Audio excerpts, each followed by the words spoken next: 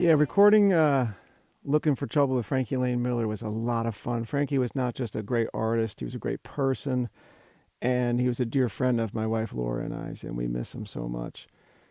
Big Dogs was one of the first songs that I ever did with Frankie, and we were still kind of figuring out each other's, ways of recording, and we learned that it turns out we both have very similar opinions on like what's good guitar tone and equipment. We had all kinds of similarities and like the different pickups we used in the guitars and amplifiers, speakers.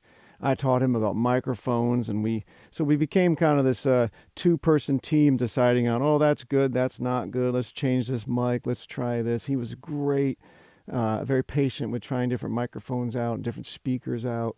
And anyway, so here we are in Big Dogs, one of the first songs we've ever done.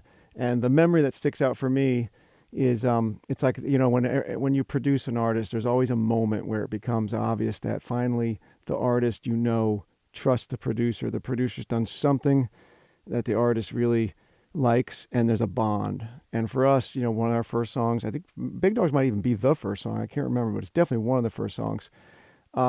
Frankie had decided he wanted to put an outro solo on, and it was like 11 o'clock at night, and we're recording.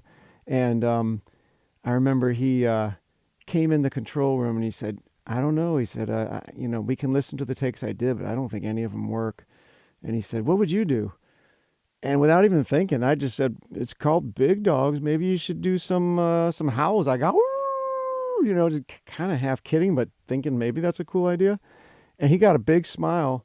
He said, delete all those takes. And he ran back in the studio and did this outro take that, was the howling dogs. And we both just cracked up. And it was just a real bonding moment where we knew we were going to make a lot more records together. So, I'll let you hear this. This is the outro right here from Big Dogs. We miss you, Frankie.